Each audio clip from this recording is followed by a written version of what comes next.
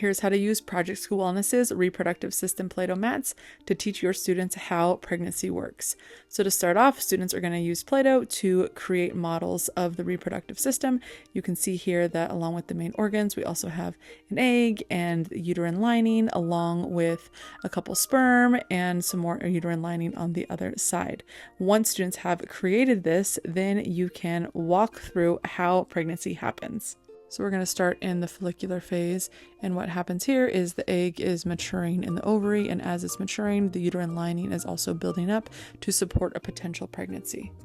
Next is ovulation, and this is when the egg is going to release from the ovary, and it's going to be traveling through the fallopian tube towards the uterus. So because this is an example of pregnancy occurring, going to then have students put the sperm into the uterus to represent sperm being inside of the body, available to fertilize the egg. So the egg and sperm are going to meet up, egg's going to select which sperm, and then that fertilized egg is going to implant into the uterine lining, and that is when pregnancy occurs. If you want to use the other Play-Doh mats that are involved, you can also have them create a little fetus and put it into the uterus. And so you can show students how the fetus grows in the uterus, and after it grows for 40 weeks, it is then delivered either vaginally or by cesarean.